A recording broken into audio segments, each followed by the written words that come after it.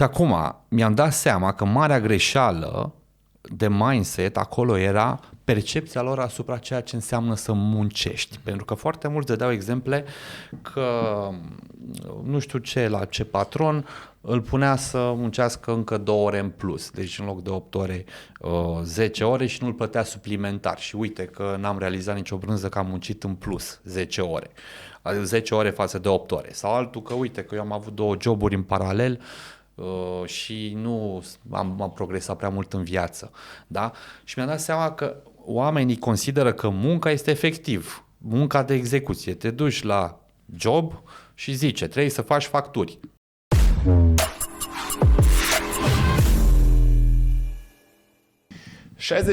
...69% dintre voi care urmăriți acest podcast nu ați dat subscribe, deși vă uitați în mod frecvent la canalul nostru.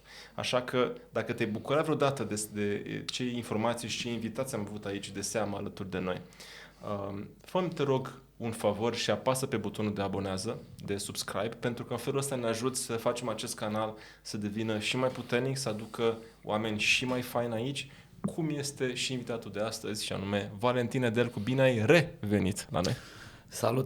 Salut Daniel, bine te-am regăsit și salutare și tuturor celor care ne urmăresc. Cu tot dragul, cred că sunteți cu toții entuziasmați să avem din nou pe Valentin aici.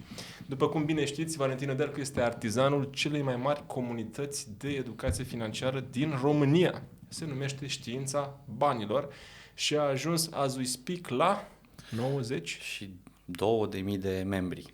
92.000 de membri. Eu săptămâna trecută am uitat și erau 90.000. Așa că te mici repede, Valentin.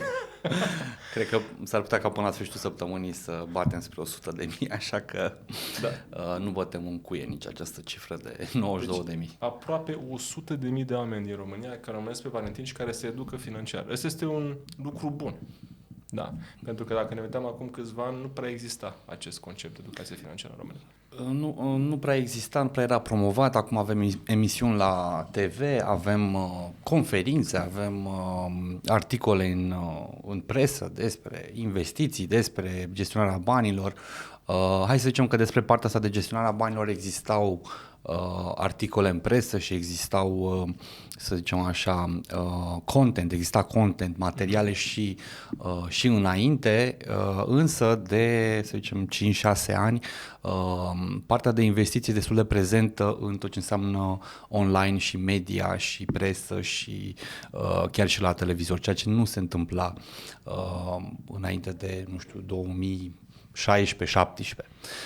Eu am înființat blogul Știința Banilor în 2016 și peisajul în România era foarte, să zicem așa, sumbru din punctul de vedere al educației financiare. Efectiv, nu aveai cărți în limba română despre educație financiară, existau doar cărțile din Statele Unite traduse în limba română, și aceste cărți erau mai mult motivaționale, de genul Kiyosaki, da? În care, ok, era entuziasmat, bine, vreau și eu să fac investiții, să fac bani, să fac una alta, dar cum? Și poveștile motivaționale nu spun și cum, doar te motivează, te pregătesc pentru start și când să pornești la luptă, vezi că n-ai cu ce, adică ești cu mâinile goale. Și adică ușor vrei să faci, dar zic ok, bun, vreau, uite. Vreau, dar cum? Da. Și pe urmă spunea de niște metode de a te finanța, de a investi în imobiliare, te finanțezi cu cardul de credit, după aia folosești chiriile pentru a te finanța din nou și a cumpăra milioane de apartamente. Mă rog, asta era strategia lui Kiyosaki, nu se putea aplica în România, nici acum nu se poate aplica. În România ai o anumită limită pe persoană fizică de credite ipotecare pe care poți să le iei. Nu cred că poți să iei la infinit sau să folosești chiriile din nou și din nou și din nou pentru a te împrumuta. Băncile sunt mult mai prudente. Apropo de treaba asta cu cum, arătăm și cum, e o poveste faină de la Trevor Noah, îl urmărești pe Trevor Noah, e un comedian de stand-up din US. Poate știu, la bază din nu după nume, ci după... Știi sigur după față, că e pe cei mai cunoscuți din America.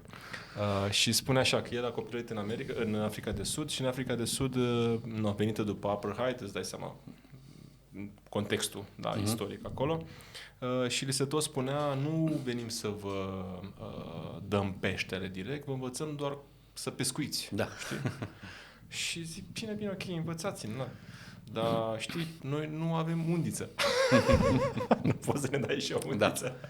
Adică, ok, chiar ne merge pe schimb, așa și noi acum. Deci, vine Kiyosaki, spune, aia, tată bogat, tată sărac, investește. Fă chestiile astea pe taxe, care sunt total ilegale în România. Pe taxe, știi, dar zic, ok, bun, dar ce ar trebui să fac concret? Adică îmi fac un cont acolo, pun banii ăștia, zi-mi exact cum. Și aici cred că tu, Valentin, ai umplut foarte bine. Aici am vrut să ajung. Da. În 2016 am început să scriu articole de investiții în care efectiv vorbeam și de instrumente financiare și de acțiuni de la Bursa de Valori București, obligațiuni. Început să apară obligațiuni la Bursa de Valori București. Vorbeam de, uite, obligațiunea asta are nu știu cât la sută randament și uite cum o analizezi și uite ce se întâmplă cu ea. Am început să vorbesc despre ETF-uri undeva un pic mai târziu, 2017-2018. Au început să apară ușor și brokerii străini care să ne lase să deschidem conturi, mai mulți decât erau înainte. Înainte puteai să deschizi puteai să deschizi la orice broker, chiar și din Statele Unite, pentru că nu aveai directiva MiFID 2 care să-ți interzică să tranzacționezi ETF-uri din Statele Unite, de exemplu. Însă, în mod practic, costurile erau foarte mari pentru un rezident român. Puteai să-ți deschizi la Interactive Brokers și dacă vrei să faci o strategie mai pasivă, oricum plăteai minim 10 euro pe tranzacții în fiecare lună, ceea ce la nivelul acela, 2016-2017, nu era chiar o sumă mică, doar pe comisioane să plătești 10 euro pentru o tranzacție sau două pe zi. Pentru brokerii din România ofereau tot felul de investiții în afara țării, dar comisioanele erau de genul 25 de euro pe tranzacție. Noi acum strâmbăm din nas la 1 euro pe tranzacție. Atunci, în 2016-17, țin minte că în 2016 am cumpărat primele mele ETF-uri pe S&P 500 și pe AUR și am dat 25 de euro pe o tranzacție de 2000 de euro. Sau 2000 de dolari, nu de dolari, de fapt, am tranzacționat în SUA. Și pe măsură ce, cred că a fost și un timing foarte bun, pe măsură ce eu am continuat să scriu pe site, pe Știința Banilor, despre lucruri concrete și despre psihologia umană, pe care le consider tot lucruri foarte concrete. Da? E foarte concret să îți cunoști bias-urile, să-ți cunoști slăbiciunile, să cunoști greșelile pe care le fac investitorii în turmă, practic. Da? Că sunt unele lucruri pe care oamenii încă nu le percep ca și greșeli. E acea mentalitate de turmă, de genul toată lumea se așteaptă să vină criza. Da? E un bias. Da. Vezi peste tot că scrie că vine criza și tu începi să te aștepți să vină criza. Da? Noi credem poate că suntem informați, că am citit peste tot, că da, uite că acolo se prăbușesc prețurile, că nu știu ce. Da, noi credem că suntem informați, dar nu ne dăm seama că de fapt suntem o victimă a senzaționalului. Da? Să nu spun și a manipulării. Deja la manipulare vorbim de altfel de autori. Da? Când vine un mare director de fond din Statele Unite și spune ceva și el face altceva. Dar asta este un caz particular. Aici e deja ilegal dacă faci lucruri. Au foarte versați și spun, aranjează vorbele astfel încât să nu fie ilegal. Adică să sustaci esența în spate. Zi-mi ceva, Valentin. Cred că pe fondul ăsta ce spui legat de oamenii se așteaptă să vină o criză. Da. Poate să fie și un self-fulfilling prophecy, pentru că eu aud de atât de multe întrebarea asta și am răspuns de multe ori la ea. Încât, nu știu, sper că oamenii care ne urmăresc văd substanța în ceea ce noi spunem. Totuși, dacă ar fi să dai la o parte datele, deși nu poți să dai niciodată, dar dacă ar fi să dai, crezi că am putea noi să forțăm să vină această criză?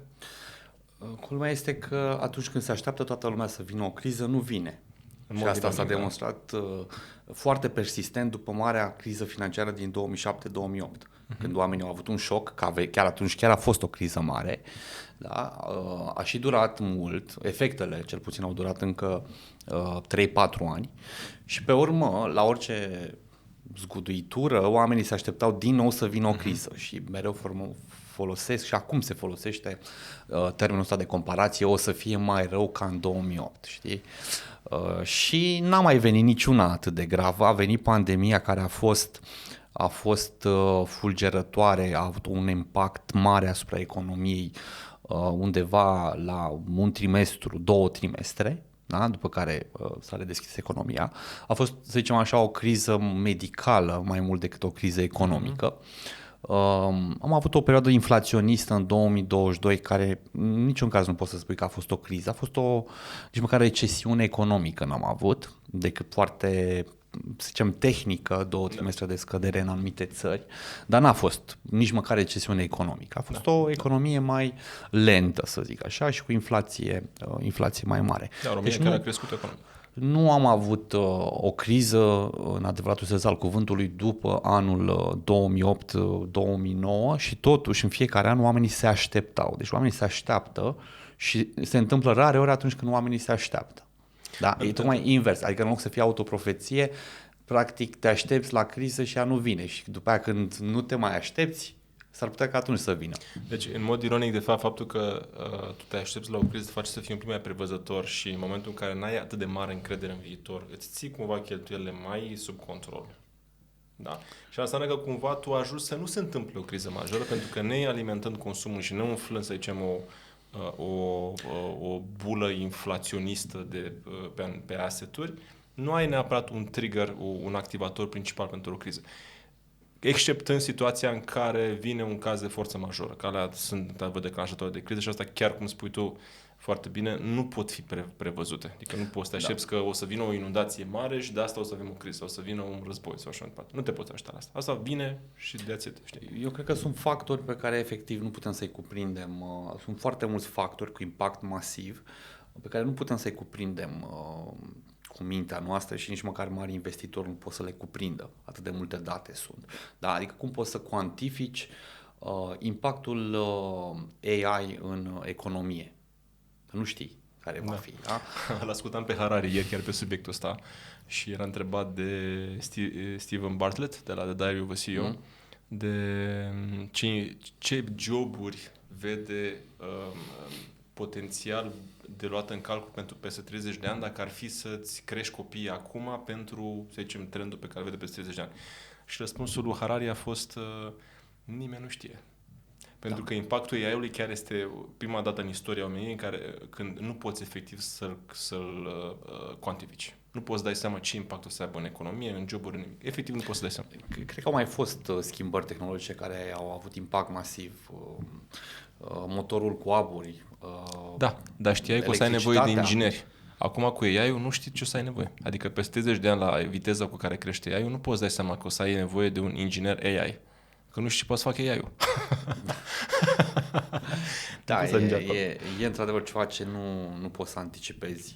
Poate pe termene mai scurte poți să anticipezi ce o să se întâmple, nu știu, anul viitor, că anumite joburi dispar și alții o să fie nevoie de oameni care să știe să comunice cu AI-ul și alții care sunt înlocuiți de AI. Adică poți să anticipezi, însă pe un termen mai lung, într-adevăr, o tehnologie atât de versatilă este greu să anticipezi.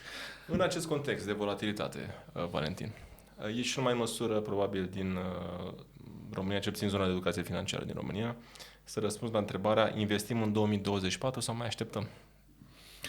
Poate vine criza. I-am primit. Da, aici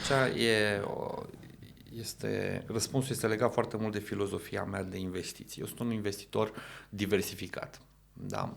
Ceea ce pentru mulți este boring, dar pentru mine este foarte exciting. De ce? Pentru că să fii un investitor diversificat este ca și cum ai fi un jucător de șah. Da?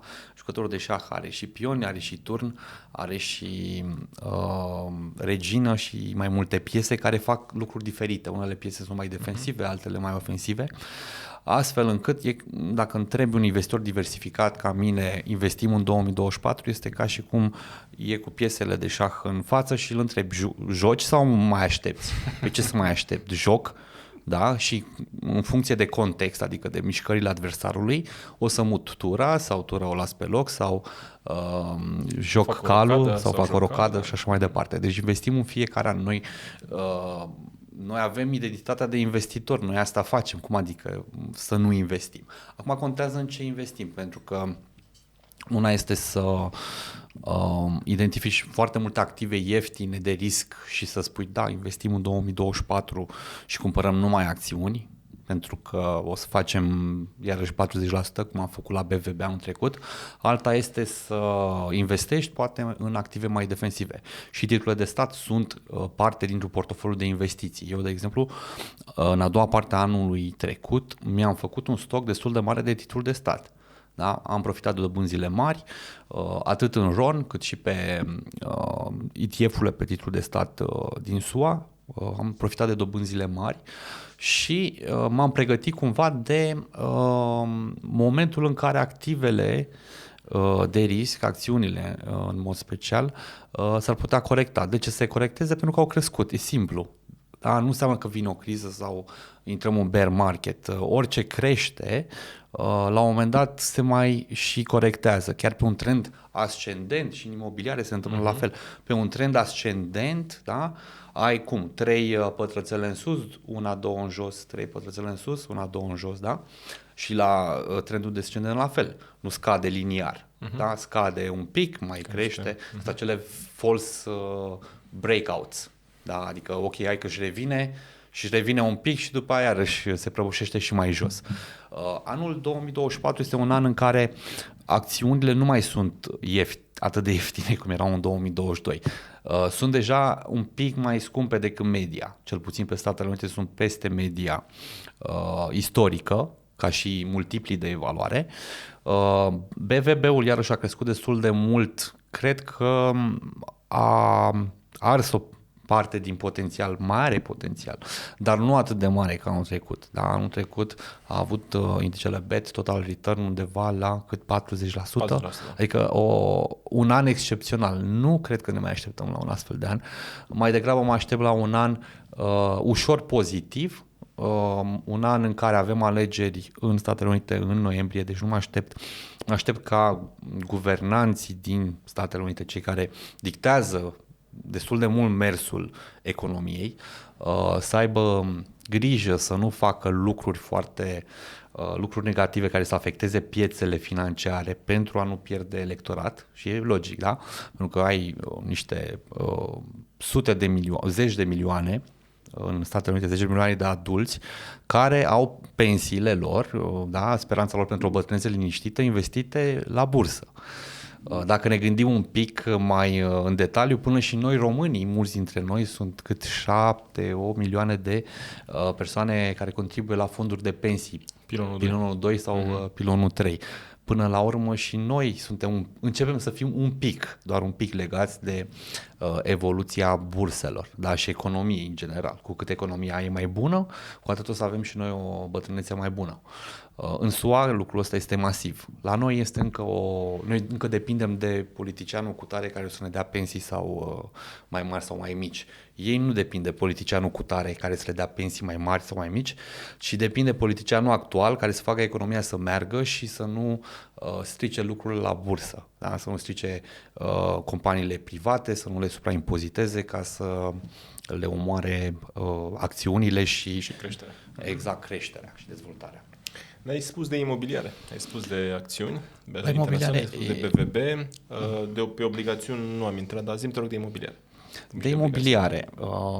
La mine anul 2022 a fost fără imobiliare. 2023 sau 2022. A fost fără imobiliare, pentru că existau foarte multe oportunități.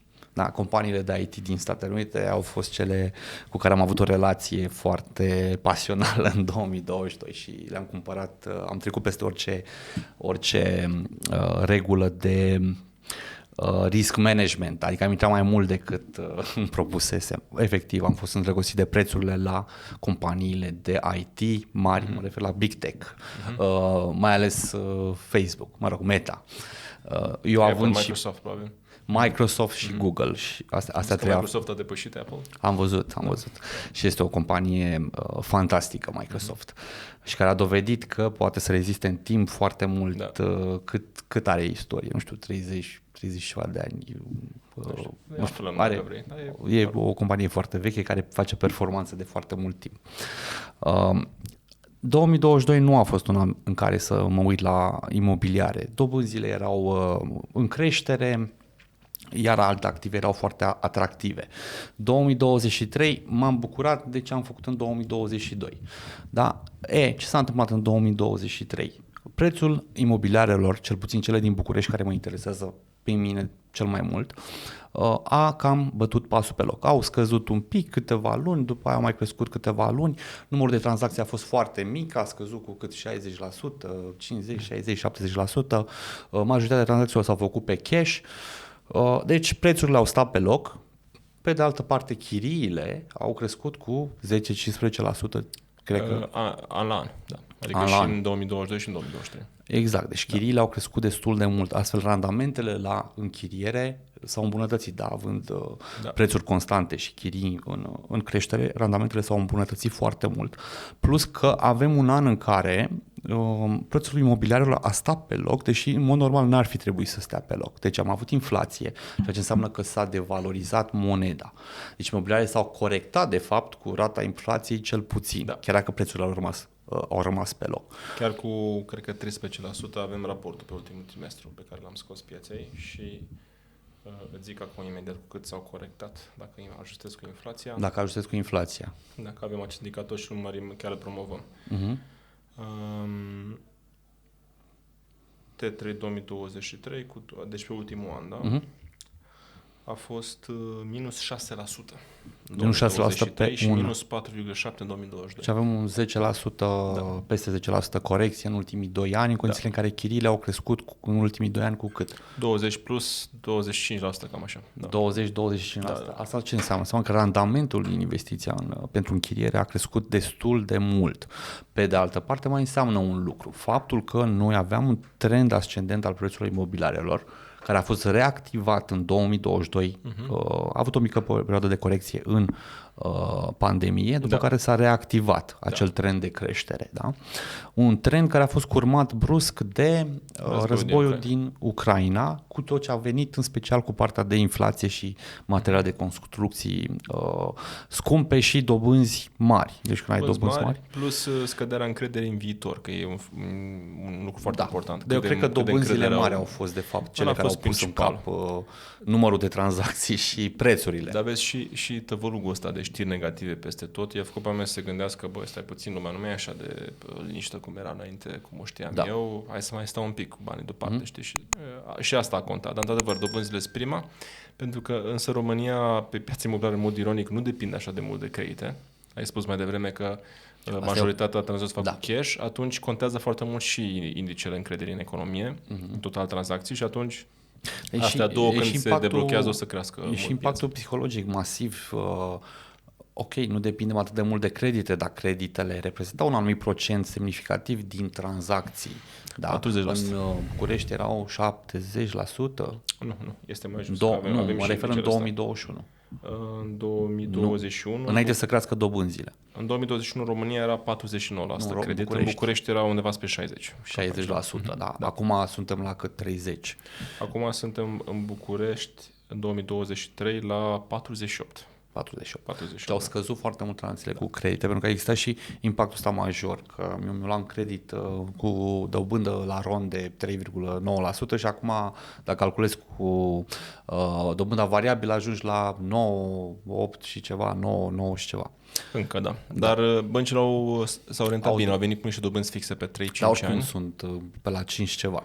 Nu mai sunt la 75 după ultimele modificări. Exact. Da. Deci a fost și impactul. Deci practic ai dobânzi, chiar și cele fixe sunt semnificativ mai mari, sunt aproape duble decât ce erau ca minim în 2021. Aveai 3 și ceva versus 5 și ceva. Nu cred că am prins 3 și ceva în România. Cred că am fost 3, la 4, nu cred că am avut 3, eu nu mi-aduc aminte 3,9, dar 4, am avut, de sub 5 am avut. Deci diferențele nu mai sunt chiar așa de mari, dar sunt. Contează. 50%. Mai importantă să știi că este percepția oamenilor. Percepția oamenilor încă este că creditarea este scumpă. Că dacă o iei pe dobândă variabilă chiar este scumpă. Și că nu e neapărat un moment favorabil de a te gândi la investiții. Vorbesc acum de majoritate. Că, de fapt, aici este mare avantaj al pieței imobiliare și al investitorilor, inclusiv pe piețe financiare. Nu e nevoie ca toată lumea să investească. Pentru că piața, dacă toată lumea ar investi, probabil că s-ar dupla, tripla într-un orizont foarte rapid. Da. Pentru că, de fapt, investitorii sau piețele în general de investiții sunt România la nivel de 10 sau sute de mii de oameni. Nu vorbim de 20 de milioane de oameni. Vorbim de câteva sute de mii. Și atunci... Pe BVB, de exemplu, ai 160.000 de investitori activi, dar dintre care probabil contează vreo 10.000, adică să aibă și sume mai mari. Și pe imobiliare, să zicem că sunt de 10 ori mai mulți, deci 1.600.000 de oameni care cumpără sau ar cumpăra, nu sunt la și probabil că doar 10% dintre ei au și posibilitatea financiară să cumpere mai mult de ce au nevoie pentru ei. Adică să avem 100.000 de... Și dacă toți ar activa brusc, da. n-ar exista nici stoc de imobiliare, nici stoc de acțiuni sau obligațiuni să poți să le valorifici pe tot și atunci evident că prețul activelor ar crește instant. Da, sunt mișcări, să zicem, finuțe, care pot crea valori mari. Bun, revenind, am avut 2022-2023 creșteri cumulate ale chiriilor de peste 20%, 25%. Da? În același timp, o stagnare a prețurilor. Și în 2022 cred că a fost tot poate o creștere ușoară a prețurilor. Da? Deci prețurile au bătut pasul pe loc în ultimii 2 ani, pe de altă parte chiriile au crescut foarte mult. Asta înseamnă că randamentul brut la închiriere a crescut semnificativ. Da. Acest lucru nu ar trebui să se întâmple într-o țară ca România, care a crescut economic și s-a integrat din ce în ce mai mult în ceea ce înseamnă Uniunea Europeană. Da? La noi randamentele ar trebui să scadă. Da, noi eram pe la 5% randamentul net de taxe și acum putem să investim și cu 6-7% randament. Da? Nu e normal. Adică normal pe trendul economic pe care îl are România ar trebui să mergem spre 4%. Da. Ceea ce înseamnă media că Europei este pe la 3%. Da, hai să zicem, noi nu suntem chiar acolo, am zis un 4%.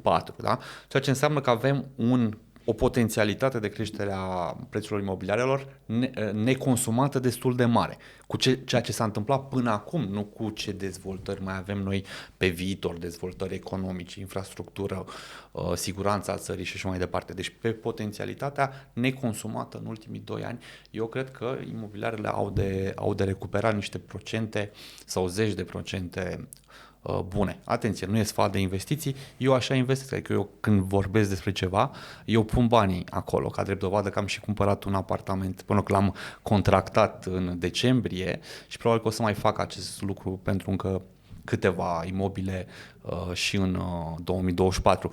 Dar asta este analiza mea și, mă rog, e pe banii mei și pe riscul meu, să zic așa.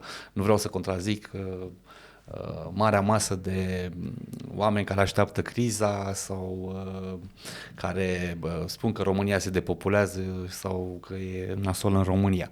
Nu vreau să îi contrazic dintr-un motiv foarte simplu. Fiecare își face singur analizele și pune bani acolo unde a gândit și a judecat.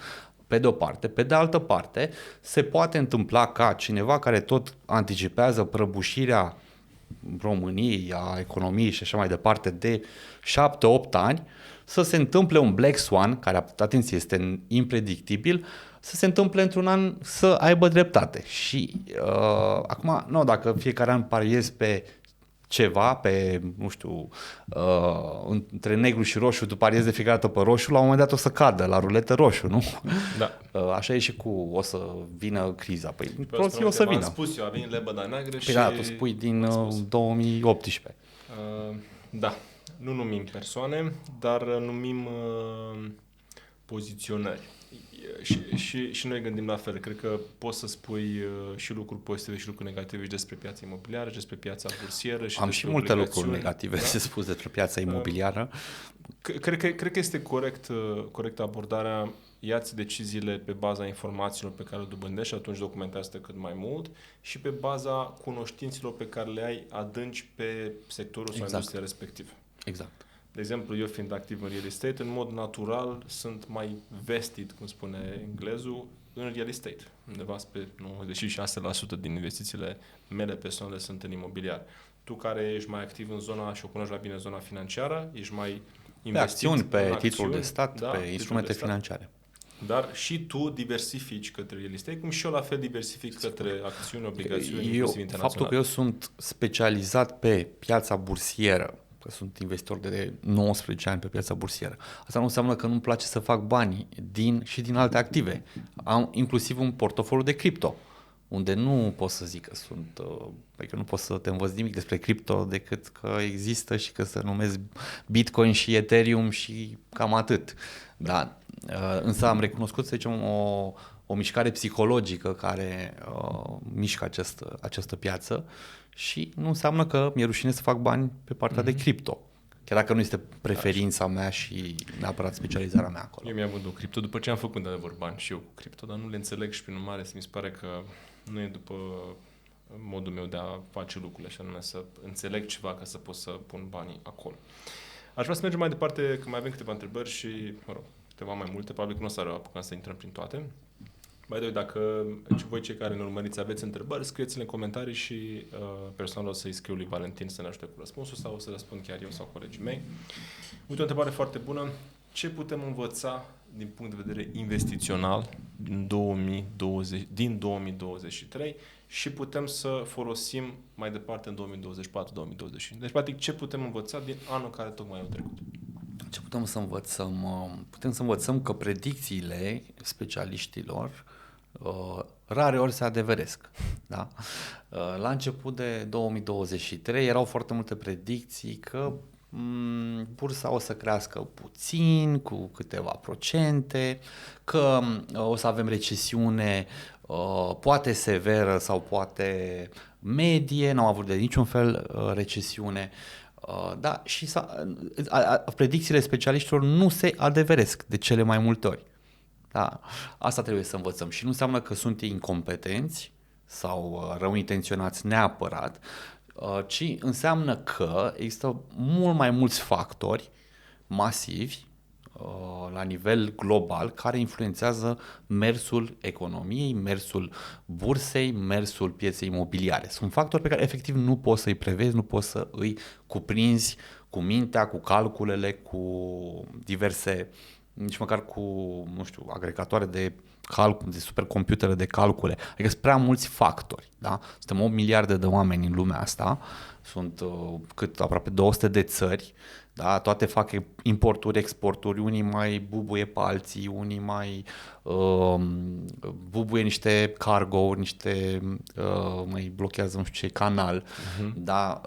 Sunt iarăși câte companii listate la bursă în lume, 6, 7, 8 mii, acolo se mai întâmplă o fraudă, acolo se mai descoperă ceva științific care revoluționează un anumit domeniu pe care noi nu-l cunoaștem. Deci sunt foarte multe variabile. Nu putem să le cuprindem, așa că o abordare echilibrată a investițiilor, o abordare care să țină cont foarte mult de cifre, de calcule, da? Așa cum am analizat noi foarte sumar piața imobiliară. Da? Am știut câteva lucruri statistice, da? Cum se întâmplă în țările mai dezvoltate economic, cum se întâmplă în țările emergente, care sunt randamentele de obicei în țările dezvoltate, care sunt în cele emergente. Ce s-a întâmplat cu prețul, da? Ce s-a întâmplat cu creditarea, ce s-a întâmplat cu ratele de dobândă. Deci, cunoscând un pic de macroeconomie, poți să faci niște estimări decente, dar niciodată să nu te aștepți ca ele să fie accurate. Da? Pentru că sunt foarte mulți factori, nici măcar analiștii profesioniști nu le pot determina. Deci, abordare echilibrată, ne așteptăm și să nu avem dreptate. Strategia noastră de investiție ar trebui făcută pe premiza că I will be wrong și să nu mor dacă I'm wrong. Da? Adică dacă se întâmplă exact invers decât cred eu, și mi-am analizat eu, totuși să nu crăp, da? Să nu mă asasineze. Da? Deci noi ne facem calculele, ne așezăm piesele astfel încât să mergem pe direcția pe care noi o considerăm optimă. Cum am spus eu, că da, investițiile imobiliare în 2024 sunt foarte atractive din punctul meu de vedere. Nu foarte atractive, sunt atractive. Da? Pe bursă mă aștept să avem un an ușor pozitiv, deci nu ceva wow, da? Iar pe dobânzi pe titlul de stat obligațiuni mi se pare că deja am atins un vârf. Da? Și ok, mai prindem un tren care deja a plecat de ceva vreme. Da? Astea sunt calculele mele pe cele 3 mari clase de active. Da? Și în funcție de asta eu o să pun banii acolo.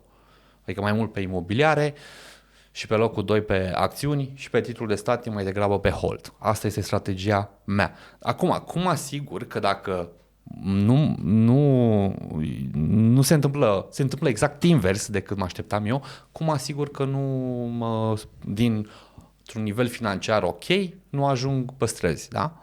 Păi, nu o să cumpăr acum cu 7.000 de credite 70 de imobile, că eu pariez că gata, calculul meu, uite că 2 ani de zile am stat pe locul prețurile, ar trebui să bubuie cu 25%.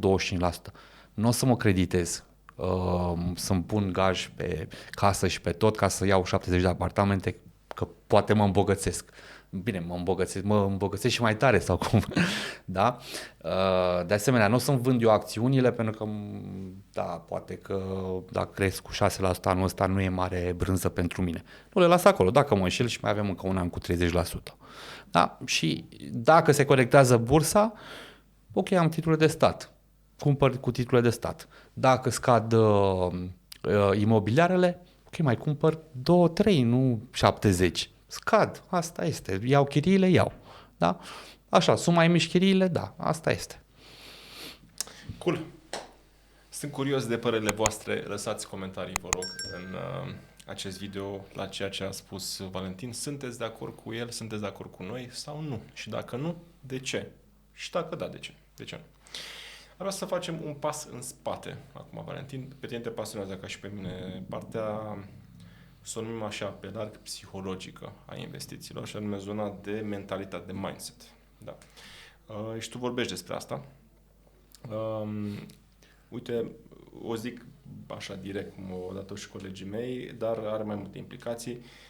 3 mentalități greșite care ne împiedică să facem mai mulți bani în 2024. Mai concret, care sunt lucrurile care ar fi bine să le evităm când ne pregătim să facem investiții? La nivel de mindset. Da. Bun. Primul lucru și este observat recent din activitatea pe grupul Știința Banilor este un element de mindset și anume perspectiva noastră asupra a ceea ce înseamnă să muncești. Da? Am avut niște postări în care I was stating the obvious. Dacă vrei să crești financiar, adică să ajungi de la nivelul tău la un nivel superior, trebuie să muncești mai mult decât alea 8 ore pe zi. Cât e minimum. Da? Adică, mi se pare că orice om care are o poziție de management sau un om care a făcut mai mulți bani în viața lui știe lucrul ăsta, adică nu e ceva, wow, apa e udă, știi? Și totuși am primit destul de mult backlash în grup și hate chiar, că să ne bucurăm de viață și copiii noștri să se bucure de viață și nu trebuie ei să muncească, că work-life balance, că whatever. Da? Și acum mi-am dat seama că marea greșeală de mindset acolo era percepția lor asupra ceea ce înseamnă să muncești. Pentru că foarte mulți dădeau exemple că nu știu ce, la ce patron îl punea să muncească încă 2 ore în plus. Deci în loc de 8 ore, 10 ore și nu îl plătea suplimentar. Și uite că n-am realizat nicio brânză că am muncit în plus 10 ore. 10 ore față de 8 ore. Sau altul că uite că eu am avut 2 joburi în paralel și nu am progresat prea mult în viață. Da? Și mi-am dat seama că oamenii consideră că munca este efectiv. Munca de execuție. Te duci la job și zice, trebuie să faci facturi. Cât? 10 ore. Dacă mi-a spus Vali că o să reușesc în viață, dacă în loc de 8 ore bag 10 ore de băgat, de făcut muncă repetitivă, ceea ce nu e adevărat. Munca aia care se plătește bine, de fapt nu se plătește, cum nu te plătește nici naiba pentru munca asta, ci te plătește pentru rezultatul muncii. Da? Munca care cu adevărat te ajută să progresezi este munca de dezvoltare, de educație, de research. Da? Adică faptul că tu ai o problemă, să zicem inginerească, și tu petreci în execuție o oră, dar citești o carte, urmărești niște videouri pe niște cursuri online, da? Și faci 3 teste ca să rezolvi problema aia, îți mai ia încă 7 ore, dar munca ta de execuție poate a fost o oră. Restul este research. Deci așa, asta înseamnă dezvoltare și muncă care cu adevărat te face mai bogat. te face bogat, da? Munca de research, dar direcționată spre rezolvarea problemei. Antreprenorii au obișnuința să o recunoască, pentru că și ei când au o problemă de făcut, ce fac? Păi pun mâna pe telefon, îl sună pe cutare, îl întreabă, se mai duc la o întâlnire de networking, băi, uite cu aia, tu cum ai făcut?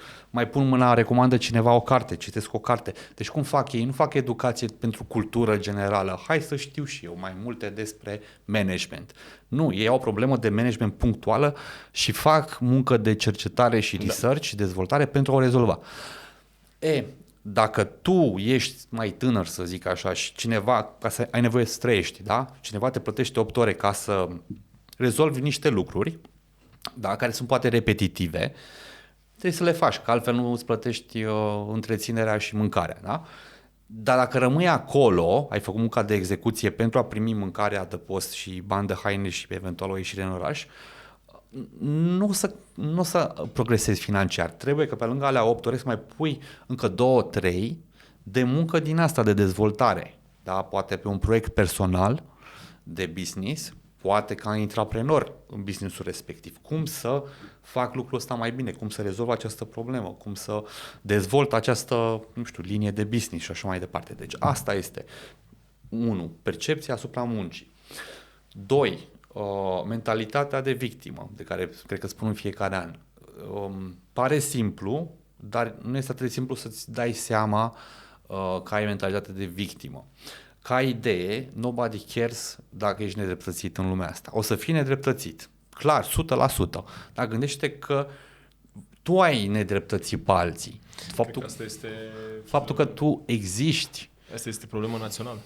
Dar faptul că tu existi, gândește-te un pic, faptul că tu existi pe pământul ăsta înseamnă că strămoșii tăi au ras niște alte popoare de pe pământul ăsta. Adică i-au măcelărit, înțelegi?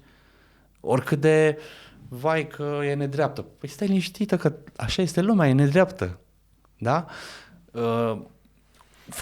Nu o să ai niciodată șansele lui ăla. Da? Tu te-ai născut într-o țară săracă, ăla într-o țară bogată. Tu ești al 7-lea frate dintr-o familie numeroasă cu picioarele de sculțe, ăla este unicul copil al lui Bill Gates, poate, da? Dar asta este viața. Faci ce poți cu ce ai și nu da niciodată vina pe ăla.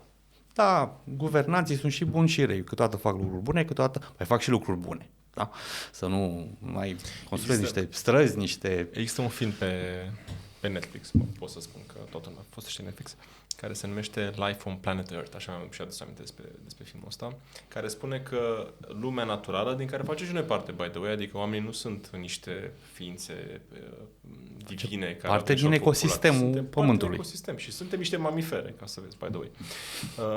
Natura, naștem pui vii. Da. Natura are 3 reguli și din natură facem și noi parte. 3 reguli principale care au guvernat Pământul de câteva miliarde de ani. Și care spune așa, prima regulă este survival of the most adapted. Supraviețuirea celui mai adaptat. În mod ironic, pentru că a fost anumit un pic greșit către lume, nu este survival of the fittest sau the strongest, adică supraviețuirea celui mai puternic, știi? Fit mai înseamnă și potrivit, care e adaptat. Ea s-a înțeles ca survival of, ce puțin așa s-a tradus în România, supraviețuirea celui mai puternic. Nu, fittest înseamnă și cel mai puternic, adică ești fit, dar înseamnă și cel mai adaptat. De fapt, la bază este supraviețuirea celui mai adaptat. Corect. Da? Deci, să zicem că românii în zona asta a lumii au fost și mai adaptați să rămână să populeze România. Da, asta este România modernă. Asta e prima lege. A doua este competiția. Cum? Ceea ce e o minune e că au rămas acest popor. Gândiți-te la câte popoare migratoare au trecut pe aici. Adică eu tot nu înțeleg cum a supraviețuit poporul ăsta aici. Da. Dar și dacă te uiți la treaba cu fântânile care erau otrăvite și așa mai departe, știi că uneori românii se autocritică. Uite, ăia se luptau cu nave, cu chestii, armada spaniolă, noi ne luptam cu fântânile care o trăveau. Păi da, noi așa ne-am adaptat locului și așa am reușit. Știi? E ok. Au trecut pe aici hunii, tătarii, cumanii, adică niște popoare grei, care rădeau, rașchiau exact. tot teritoriul. Și uite că suntem aici, adică a funcționat foarte bine. Bravo, să fim mândri de chestia asta. Survival of the most adapted. Da. După aia, 2, evoluția, competiția aduce evoluție. Competition drives evolution. No, referitor la ce spuneai tu mai devreme de muncă, știi? Dacă ales să muncești 10 ore făcând muncă de asta cognitivă, care te să apeși pe buton și atât, nu înseamnă că evoluezi. Trebuie să te duci într-o zonă în care sunt și alții buni și să înveți de la ei și să devii și tu cel puțin la fel de bun, poate chiar mai bun, ca să drive evolution. În felul ăsta crești și tu și crește întreaga lume din jurul tău. Și a treia, care e foarte interesantă, care se leagă de prima de fapt, este că planeta Pământ nu rămâne pe termen lung la fel. Earth doesn't stay still for long. Cu alte cuvinte, nu te aștepta ca ceea ce se întâmplă în jurul tău să rămână la fel de când te naști până când mori, decât dacă trăiești foarte puțin. Lucru pe care nu ne dorim. Dorim să trăim cât mai mult, 100 plus dacă se poate.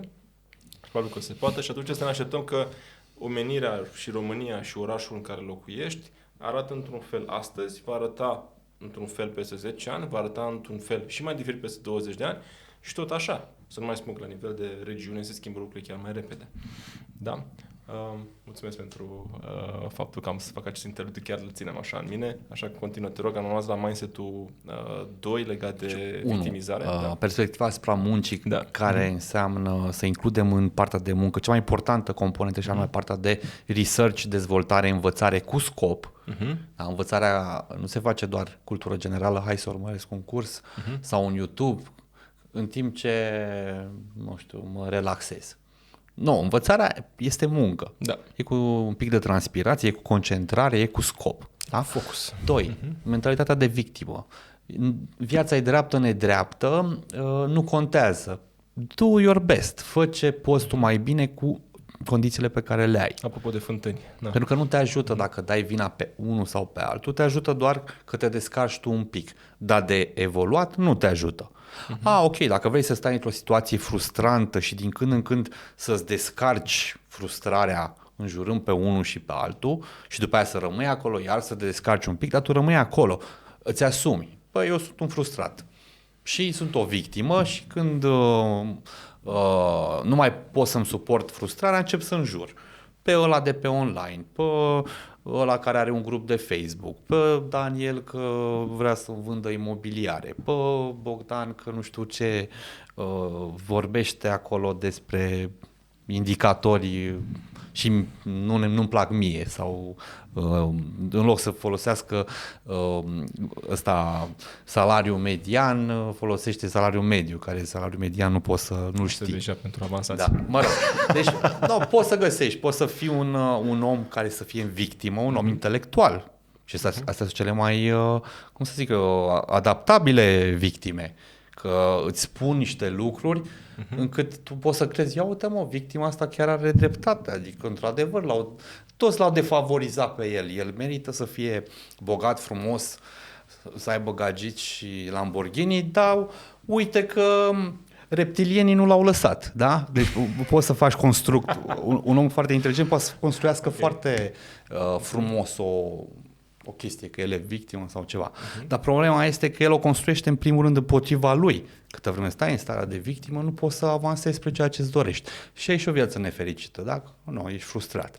Sunt curios cum ar fi arătat România astăzi. Dacă cei care au protejat aceste pământuri acum ceva sute de ani ziceau, la mine noi oricum vin toți ne bat, nu mai face nimic. Îi înjurăm. Da, îi înjurăm. E ok. Le dăm un dislike pe Facebook.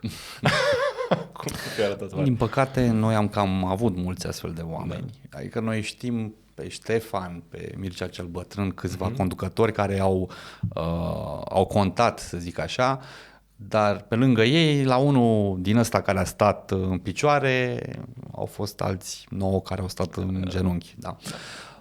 Deci sunt și poate că asta face parte și din adaptabilitatea noastră. Câteodată te mai retragi, mai fugi în munți, da, ca să lupți și a doua oară. Întorci, da. Nu e un lucru rușinos să te retragi din fața unui adversar mult mai puternic, ba chiar este un lucru înțelept. Chiar strategic să faci exact, ăsta, exact. Dar eu vorbesc acum mai degrabă despre fiecare individ în parte, pentru că starea asta de victimă este foarte dorită de orice om. Orice om vrea să se considere o victimă ca să nu mai facă efort și ca să-și explice anumite eșecuri. doar că nu-l ajută, da? Și noi ar trebui să ne gândim că ne defavorizăm pe noi dacă ne gândim că alții sunt de vină pentru ceea ce noi nu am realizat. Și un ultim punct, am zis de partea de învățare, am zis partea de mentalitate de victimă. Un alt lucru care să ne ajute în 2024. Să la nivel de mindset, da.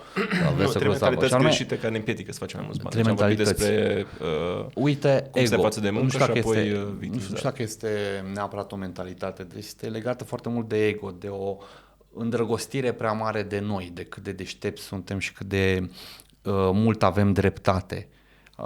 Ăsta este un lucru care te pune într-o poziție foarte proastă în cazul unui Black Swan, da? Și anume, amândoi suntem pe la late 30s, da, pe acolo, ca vârstă. Suntem în our prime, suntem puternici, suntem deștepți, suntem capabili cu tehnologia cât de cât, nu ca ăștia mai mici, dar cât de cât ne pricepem. Acum, ceea ce contează foarte mult ce faci atunci când ești cel mai puternic. Dacă tu când ești cel mai puternic, ești arogant față de ceilalți, îi calci în picioare pe ceilalți, îi dai la o parte, da? Ce pretenții o să ai la 80 de ani când o să fii depășit de tehnologie, da? Nu o să mai fii tu cel mai tare, poate o să fii și un pic uituc, ca să nu zic altfel senil, o să fii tu slab. Cum te porți atunci când ești tu puternic, așa se vor purta ceilalți cu tine atunci când vei fi slab. Te gândești, uite, la copiii tăi, de exemplu. Când sunt eu tată și puternic și el e mic, te pedepsesc, te cert, de ce faci aia, de ce mă întrebi aia, du-te, lasă-mă în pace, nu mă deranja că am treabă, da? Că el vrea să stea cu tine, să se joace cu tine, vrea să discute cu tine, vrea să fii tolerant cu greșelile lui, da? Și după aia, când o să fii tu bătrân, tu o să fii ăla care o să te gândești, băi, vreau să mai stau și eu cu copilul meu. Și ăla o să zic că am treabă, da? Sau am făcut o tâmpenie, pentru că sunt bătrân și mai senil. Și ăla o să te certe în loc să fie empatic cu tine. Da? Deci asta ar fi a treia lecție, să avem această smerenie și să nu ne auto-îndrăgostim de noi în halul ăla că doar pentru că suntem într-o poziție, acum și o vârstă și o poziție și am avut și un context favorabil și suntem acum puternici. Da? Acum suntem puternici, bine putem să fim slabi, să avem empatie și față de cei care poate au avut perioada lor de glorie sau n-au avut-o niciodată. Mi-mi place foarte mult cuvântul ăsta, smerenie, și mă bucur tare că l-ai pus pe masă. Cred că România ar fi mai bună cu mai multă smerenie și cu mai multă cumva dozare a acestui, pe de-o parte, ego, că noi suntem buni, noi suntem români, noi așa, și pe de altă parte, tocmai în partea cealaltă, la capul cealalt, victimizarea, noi nu suntem suficient de buni. Vezi, undeva la mijloc între, e un loc în care ai făcut, spui, băi, cred că a fost un cumul de lucruri și munca mea și disciplina mea în a executa. A fost un cumul de lucruri care m-a ajutat, merg înainte cu aceeași pasiune pentru muncă și voi reuși să obțin și mai mult. Asta este o atitudine corectă decât eu sunt și mai tare, eu am reușit. E bine să te mai bați pe mâini din când în când. A fost și contextul. Noi ignorăm de multe ori contextul. Da, te-a ajutat contextul, șansa, familia, oameni pe care ai întâlnit, oameni pe care poate nu ai băgat nu ai băgat în seamă. Uite, mă uit la mine, sunt mii, calculasem, cred că sunt undeva la 9.000 de persoane care au cont pe platforma Știința Banilor de cursuri. Deci 9.000 de clienți unici, care de-a lungul timpului au cumpărat, unii mai scump, unii mai ieftin. Deci am mii de oameni, pe unii nici nu-i cunosc, pe alții poate mă întâlnesc pe stradă și eu nu-i recunosc, poate nici ei nu mă mai recunosc sau poate mă recunosc, da? Care ei toți au contribuit la nivelul la care am ajuns eu. Cum pot eu să fiu arogant față de cineva care poate m-a ajutat, eu nu știu, dar el poate m-a ajutat ca eu să ajung la nivelul ăsta financiar. Știi, și eu să-i spun, bă, tu nu știi, și poate are 60 de ani, știi? Tu nu știi cu tehnologia, normal, ești varză. Eu sunt mare educator și pe online. Îmi place mult cum curge discuția. A trecut deja o oră din discuția noastră. Valentin, pentru că ne-am propus cumva să ne menținem așa în jur de oră, aș vrea să mai tratăm 1-2 subiecte și apoi să intrăm în chestionarul de concept. care o să-ți placă foarte mult. Aș vrea să ne ducem un pic acum înapoi în interior. Am ieșit un pic în zona de mindset, hai să intrăm înapoi să redevenim pragmatici. Am spus la un moment dat despre România într-un context mai larg de dezvoltare. Ai spus chiar, cred că în subiectul legat de real estate, de imobiliare, că piața a crescut punctual puțin, deși la așteptat cu inflația, de fapt, s-a corectat, în contextul în care încă nu realizează cât de mult se investește în România. Și aici mă refer la infrastructura mare, în primul rând autostrăzi, poduri, centuri, zone feroviare, aeroporturi, unele se fac noi, cum a fost Brașov, altele se extind, cum sunt Constanța, Iași, Cluj. Zona energetică, că e tot o zonă de infrastructură, poți să spui că este. Clar. România are potențial să devină un hub energetic al întregii zone din Europa. Zona de logistică și de producție.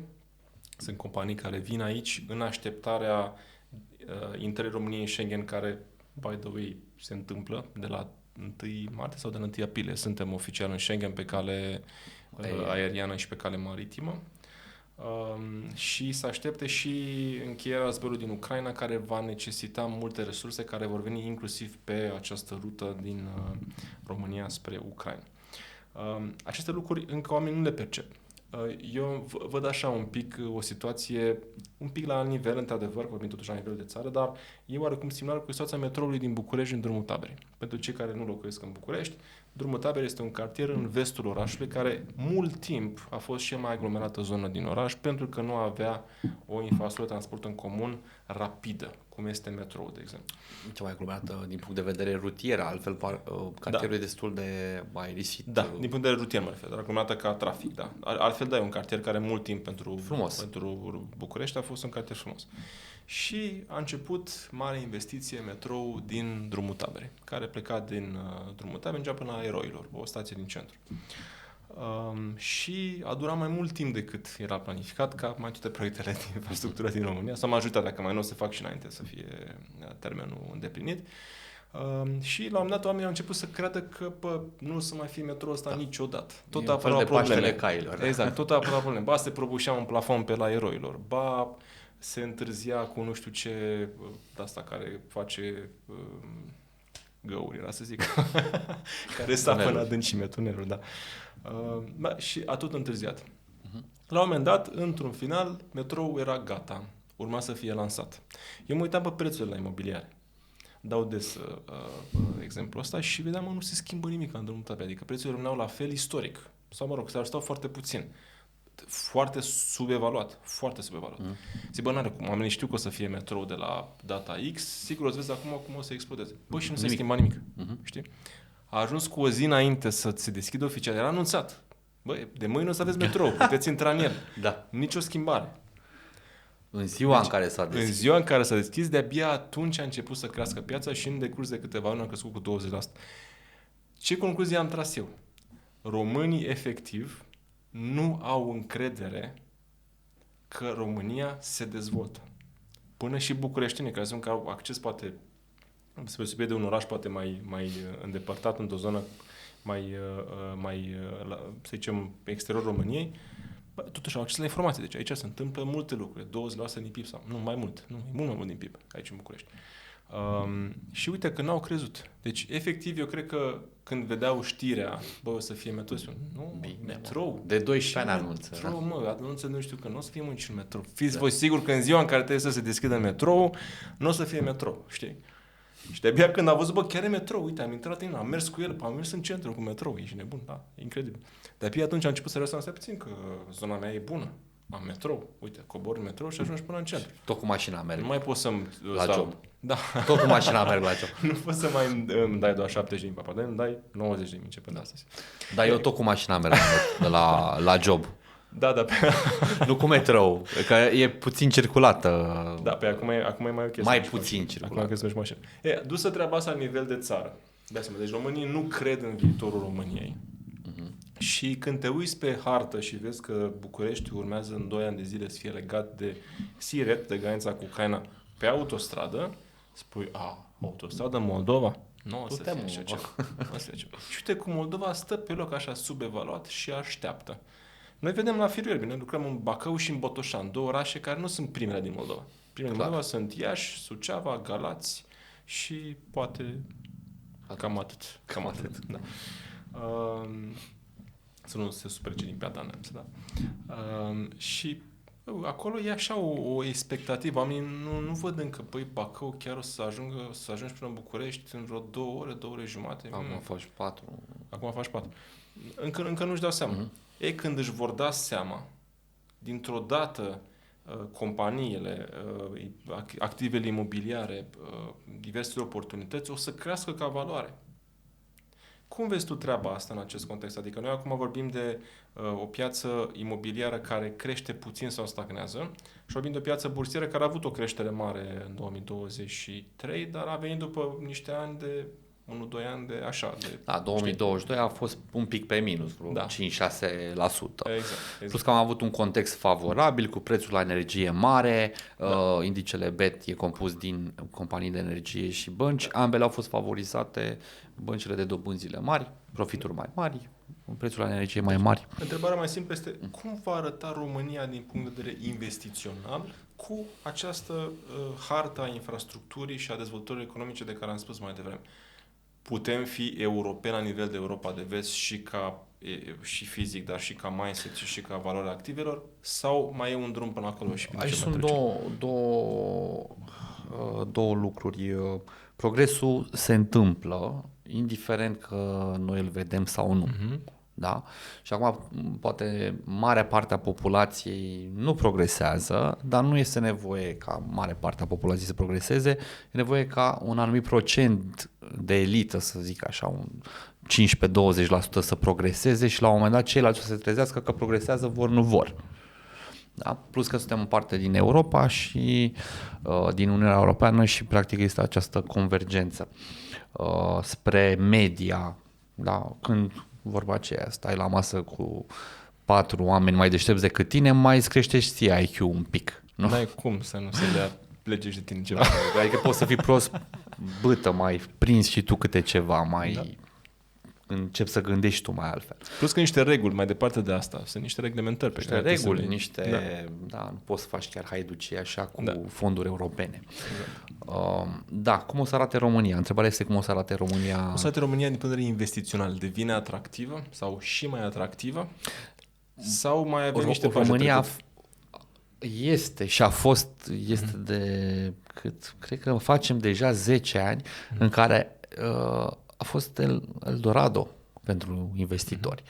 Da? Un mediu cu impozitare pe capital mică, impozit pe muncă e una, impozitul pe capital e alta. Da?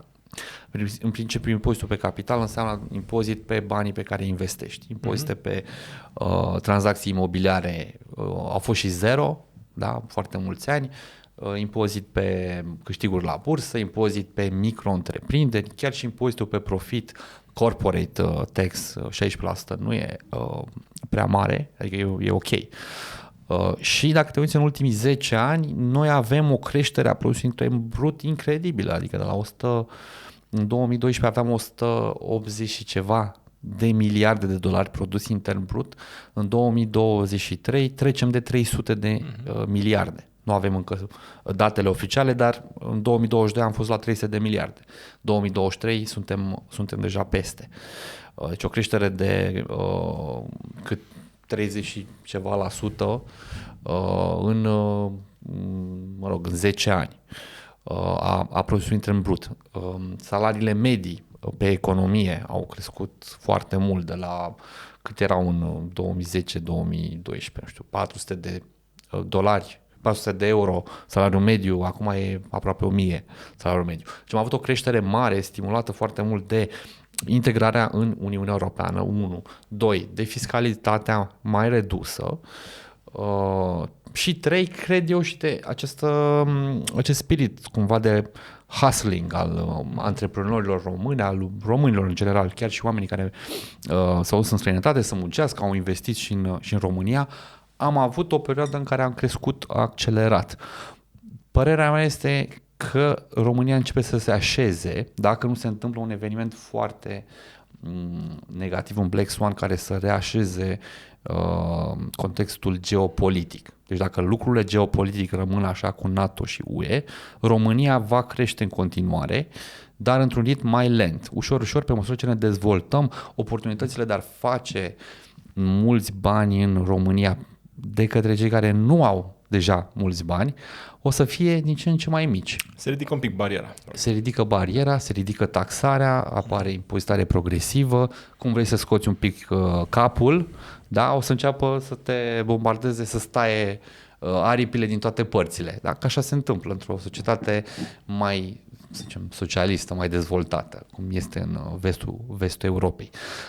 Uniunea Europeană este un construct fantastic, pentru că favorizează cumva calitatea vieții în defavoarea performanței economice. Da? Cumva e frumos să trăiești în Europa. E foarte frumos, dar să nu facem o confuzie. Performanța economică în Europa este tăiată destul de mult de partea socială. De-aia Europa, UE nu se poate compara cu Statele Unite la forța economică, chiar dacă are o populație aproape dublă, 500 de milioane versus 330 de milioane. Da, dacă ne-am unit și am devenit un stat federal, Uniunea Europeană, am fi pe locul 2 ca economie în lume. Sper să nu greșesc. După SUA, da. După SUA. Oricum am fi pe locul 2 cu o populație semnificativ mai mare. Am avea poate să însemne și un potențial. Este doar că focusul Europei nu mai este înspre competiție la nivel mondial de care e cel mai șmecher. Cum e în Asia acum.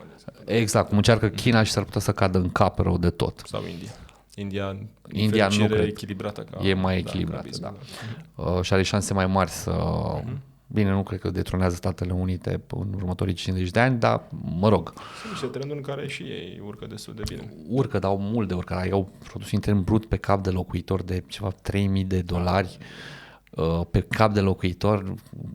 Sunt în România cât are? 25.000 sau nu știu cât am depășit anul trecut Portugalia și Ungaria l-a produs la... Cât avem acum? Nu mai știu. 20 și ceva de mii. Da, ideea în sine, că vorbeam cu niște oameni din mediul de business, cine ar fi crezut că România va depăși la PIB per capita Ungaria? Ai fi crezut? Ai fi crezut. Avem, un potențial mai mare, o populație mai mare. Da, acum 10-20 de ani, știi, când abia intrasem. Da. Și acum, Ungaria era performera dintre Cehia, Ungaria și Polonia. Nu știu dacă acum 10 ani sau un pic mai la integrarea în UE era cea mai performantă, după care a început să devină Cehia și Polonia. Și au rămas în urmă. Dezvoltarea României. Deci, poate noi deja suntem o economie, să zicem... Suntem high income, state. Românii încă nu percep. Deci dacă vorbești cu românii în diaspora, că merg des și probabil că și tu ai mulți care sunt la tine în comunitate, nu percep că România începe să devină o forță economică și totuși vom deveni în mod natural, dacă nu se întâmplă o lebădănagă, cum ai spus tu. Eu cred că nu suntem neapărat o forță economică, nu mai suntem la nivelul la care o țară din Europa singură să mai fie o forță economică când vorbim de mega popoare continent, da? Gen China, corect. India, Statele Unite, da? Poate Uniunea Europeană ca întreg să fie o forță. Într-adevăr, în străinătate gândește cumva că este nevoie ca ei să justifice sacrificiul pe care l-au făcut mutându-se acolo. E destul, în afară de cei care analizează în ideea de vreau să mă întorc, vreau să găsesc argumente să mă întorc și atunci poate analizează tot subiectiv, dar în favoarea României. Mă întorc că, uite, e mai bine. Da, ei poate analizează tot subiectiv, dar mai aproape totuși de realitate că, ok, se întoarcă în România, că e bine, că le place, că le dor de rude, că le dor de limba română, habar n-am. Dar cineva care a plecat și a făcut un sacrificiu mare, nu mă refer la cei care pleacă acum, gen călătoresc, stau unde vreau eu, știi? Azi în Dubai, mâine în Londra, apoi mâine în... Nomazi, da. Nu, cei care au plecat efectiv, pentru că aici în anii 90 era jale. Au plecat, s-au dus, s-au chinuit, au muncit poate fără carte de muncă, poate au întâmpinat greutăți acolo, da? Nu poți să vii să le spui, auzi, știi ce, în România e mai bine decât în țara unde tu ai făcut sacrificiu să te muți. Nu, s-ar putea să existe un da, dar autostrăzile, n-aveți autostrăzi, da, dar e corupție. Da? Oamenii că nu-și dau seama că corupție există peste tot. Da. Nu mai e chiar la fel de vizibil. Nu, poate, sau la un nivel, există o corupție la un nivel mult mai înalt. Că nu se vede, pentru că la noi corupția e așa și paznicul de la supermarket ar vrea să fie un pic corupt. Uite, mă uitam, București are 24,7% din produsul intern brut al României și el mă senze cu răspunsul pentru audiența noastră. Microsoft s-a înființat în 75, deci are practic în momentul de față 48 de ani. 48 de ani, wow. 48 de ani de existență. E ceva. 48 de ani. Întorcându-mă la... Mai un pic și ajunge la pensie. Da, exact. Întorcându-mă la întrebarea de mai devreme.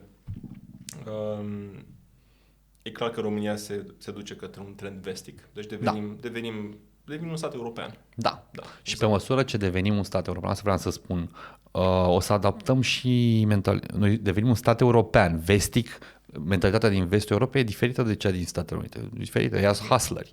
Noi suntem mai pe work-life balance, da? Pe măsură ce mergem spre mentalitatea vestică, condițiile de viață o să se îmbunătățească, dar în același timp o să fie mult mai greu să te îmbogățești mai repede, nu mă refer că ai dat un tun. De efectiv, ești middle class și ajungi milionar. Dar calitatea... Da? O să fie mult mai greu să faci acest lucru pentru că o să fii impozitat mult mai tare și pe măsură ce câștigi mai mult, o să fii și mai impozitat, să zic așa. Totuși, eu văd un câștig pentru deținătorii de active. Mă uit la Italia. Da. Știi că acum Italia este plină de milionari la 70-80 de ani, pentru că au avut proprietățile cumpărate foarte ieftin când erau ei tineri și acum sau Italia... copiii lor sunt gen independenți financiar pentru că au avut tata și cu mama două, trei apartamente mai prin centru. Gândește că cumva România s-a proprietărit în anii 90, piața imobiliară este încă foarte la început și în contextul în care România de-abia acum se dezvoltă cu adevărat și vedem și noi autostradă după autostradă care este gata înainte de termen. Așa ceva nu exista acum câțiva ani. Dacă vă dați seama. Poate le luăm for granted acum, le luăm așa, zic, așa e normal. Da, așa e normal, dar nu exista treaba asta cu câțiva ani. Este wow acum pentru mine. Ăia luau banii de autostradă și fugeau, nu se mai făceau niciodată. Acum, e o vorbă în real estate pe care o spun tot timpul, imobiliarele urmează infrastructura. Atât numărul de tranzacții, cât și în mod natural, pentru că stocul este limitat pe imobiliare și prețul acestora. Deci șansele ca valoarea activelor imobiliare să crească în următorii ani semnificativ, cum spuneai și tu, este foarte mare. Cum la fel și valoarea activelor companii, a business-urilor va crește, pentru că în mod natural ele devin mai puternice, conectându-se mai bine între ele, având acces la finanțări mai ușor și România devine mai puternic. Și consumatori mai cu venituri mai mari. Exact. Și nevoi mai complexe. Da. Valentin, mulțumesc foarte mult pentru că am fost astăzi împreună. Aș vrea să nu pleci până nu te termini chestionarul de Concept 7. Hai. Sunt 7 întrebări faine pe care le-ați pentru tuturor invitații noștri și sunt faine pentru că sunt așa mai pe suflet și mai un pic în afara subiectului principal. Cred că a fost o discuție faină pe care am avut-o, care a mers fluid între ai vorbit despre istoricul științei avem noi și mă bucur tare că contribui foarte bine la România așa în general, la educarea noastră în general. Apoi am intrat efectiv în active pe cele 3 clase, apoi am mers un pic în spate în mindset, după care am mers înapoi în dezvoltarea României. Deci practic e un parcurs care face sens și sper dacă v-a plăcut și vouă să dați subscribe, cum am spus la început, da? Să apăsați pe butonul de abonat. Acum, chestionul de Concept 7. Ce îi răspunde bunicii mele dacă te întreabă cu ce te ocupi? Sunt profesor de educație financiară. Profesor de educație financiară. Aș spune că sunt profesor. Învăț elevii să-și gestioneze banii. Să-și administreze banii. Hai că înțelege și bunica. Asta înțelege. Asta cu educație financiară nu știu dacă înțelege. Dar asta sunt profesor care ajută oamenii să gestioneze banii, mi se pare ok. Administreze. Da. Okay, da. Ce sfaturi ai dat copilului tău care vrea să facă o investiție imobiliară? Depinde de scopul investiției, ca să o închirieze în regim hotelier, să închirieze pe termen lung, să facă flip, ce să facă? Păi și ce sfat e? Să spunem că Trebuie să-i dai un sfat. La tine copilul, cum îl cheamă pe... Sfatul ar fi să se gândească care e scopul tranzacției imobiliare, adică ce vrea să facă cu acea investiție și în funcție de asta să-și adapteze strategia la scop. Ok, good. Ce sfaturi ai da bunicii tale care vrea să facă o investiție, în general? Bunica mea e de la țară sau e o bunică educată, cultivată? Răspunsul e da. Ce sfat? Același sfat. Mama e, ce vrei să faci cu investiția asta? Ce vrei să cumperi? Că poate vrea să cumpere teren agricol, să, nu știu, îl dea în arendă. Aha, întotdeauna ne întrebăm care este scopul și pe urmă îi dăm sfatul. Ok. Dar ai putea să intri și la scop, să-l consiliezi, să o consiliezi pe bunica, îi spui, uite, scopul e bun, dar uite, scopul ăsta ar fi și mai bun. Nu prea, pentru că scopul este al ei. Ea are un obiectiv. Poate ea vrea să-și extindă, să aibă ce să dea grăunțe la găini și vrea un teren agricol și eu zic să ia apartament pentru Airbnb. Adică... Corect, fiecare cu scopul lui. Ce carte ai da să citească fiecărui român? Stephen Covey, Cele 7 trepte ale eficienței. Este cartea care m-a format pe mine ca, să zic așa, mai degrabă ca educație-personalitate. Da, nu e o carte de business și de dezvoltare personală, însă cred că îți oferă foarte multe principii, efectiv. Eu sunt un om principial, trăiesc după principii, nu după valori, așa cum spune Stephen Covey. Nu trăim după valori, ci trăim după principii, pentru că așa valori poți să fii și un infractor și să ai valori. Da, avem atâția mafioți care sunt cu familia, dar în rest fac măcel. Deci să trăim după un principiu. Atunci când am spus că viața este nedreaptă și se întâmplă acest lucru și aia e, într-un fel sau altul, cu toții suntem urmașii unor criminali. Da? Dacă ne uităm pe arborele genealogic, da? Toți avem strămoșii noștri toți au făcut prăpăd, că altfel nu mai existam noi astăzi. Dar chiar dacă viața este nedreaptă, asta nu înseamnă că tu trebuie să fii nedrept, adică tu alegi cum îți trăiești viața. Dacă vrei să ți-o trăiești după principii, da? Alții poate nu trăiesc după principii, nu dau doi bani pe corectitudine, pe moralitate, pe empatie. Dar tu cum vrei să trăiești viața, de fapt? Da? Ține foarte mult de o viață împlinită. Toți ne dorim o viață fericită și împlinită. Și eu consider că a trăi viața după niște principii, chiar dacă alții nu le respectă, le respect eu, mă ajută să am o viață împlinită. Și ăsta e de fapt scopul vieții, să fie o viață plină și asta e, împlinită. Da? Excelent. Ce podcast ai da fiecărui român să asculte? Podcastul tău. Apreciez. Și dacă mai e unul? Mă rezum la al tău, este foarte bun, ai invitați de calitate, ascultați-l pe Daniel și The Concept, sunt podcasturi foarte bune, sincer la alte podcasturi nu mă uit la prietenul meu, la Adriana Soltani, unde o să fiu invitat în curând, dar la altele nu mă uit decât mă uit la podcasturile prietenilor, să zic așa. Excelent. O să rup bucata asta și o să pun tagline pe canalul nostru social media. Care este românul tău preferat? Asta e o întrebare cu substanță. Românul meu preferat? Măi, să știi că sunt mai mulți și sunt cei care mi-au creat într-un fel cadrul în care eu am trăit fericit și încă trăiesc fericit și m-am dezvoltat și mi-am hrănit și familia și am ajutat-o sau ajut. E un proces continuu de a avea o viață împlinită. Și anume... Și soția ta? Și, soția mea, da, este românul meu preferat cu siguranță și pe locul 2 după ea este mama mea și fiica mea și fiul meu. Și, aș spune că regele Carol împreună cu regele Ferdinand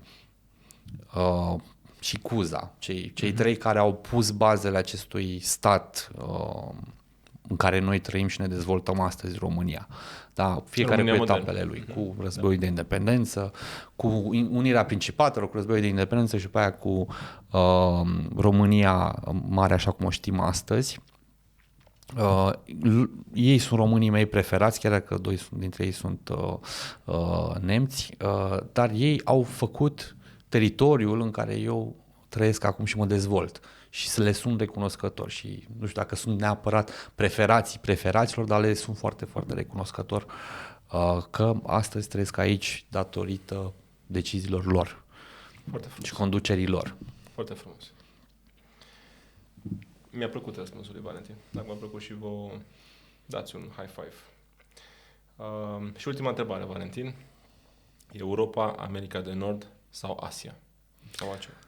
Mie îmi place foarte mult Europa, mi se pare un loc foarte bun să trăiești. Un loc bun de a trăi datorită politicilor sociale, datorită civilizației, oamenii sunt pacifiști, mult mai pacifiști în Europa. Avem un continent în care nu am avut războaie în ultimii 80 de ani. Bine, am avut aici, în zona de est, câteva ciocniri, dar tot ce trece de România, inclusiv România mai încolo, nu s-au mai întâmplat conflicte și mi se pare că omul pe măsură ce se dezvoltă și are și partea de prosperitate și poate partea de înțelepciune și toleranță față de ceilalți, față de alte naționalități, față de alte religii, față de alte orientări. Eu nu sunt un liberal sau ceva de genul ăsta, dar sunt foarte mare un adept al păcii, da, și al toleranței între noi și se vede acest lucru în Europa, unde este pace și este un loc grozav în care să trăiești. Mai ales prefer partea de sud, asta e o preferință personală, partea de Mediterana, pentru că îmi place căldura, da? Dar cred că toată Europa e un loc bun de a trăi, mai bun decât celelalte două. Valentin, a fost o discuție foarte faină. Cred că deschidem 2024 într-o notă pozitivă. Dacă e o concluzie pe care o iau după discuția cu tine, din care mi-am învățat foarte mult. Eu gen învăț foarte mult din podcasturi, deci aici e un beneficiu și secundar. Aducem oameni faini care vorbesc pentru o audiență faină pe care o avem, dar și eu ca host, ca gazdă învăț foarte mult și pentru mine poate cel mai important lucru este că să fim recunoscători pentru cei care au creat aceste locuri. Pentru că cred că fiind recunoscători lor, putem să creăm ceva de care să fie recunoscători și cei care o să se uite peste 100 de ani în spate și să zică, bă, 2024 erau niște oameni faini care au făurit o Românie sau o zonă mai dezvoltată și mai prosperă și mai echilibrată, cum trăiesc eu acum în 2124. Și să fim recunoscători și celor pe care nu-i cunoaștem și care au contribuit cu siguranță masiv. Ne-am spus câteva figuri pe care le cunoaștem din istorie. Însă au fost foarte mulți oameni politici care au contribuit. Au fost poate persoane care au tras fori și nu le cunoaștem. Eu zic că recunoștința per total ar trebui să fie parte din viața noastră. În același timp smerenia, cum am vorbit un pic mai devreme.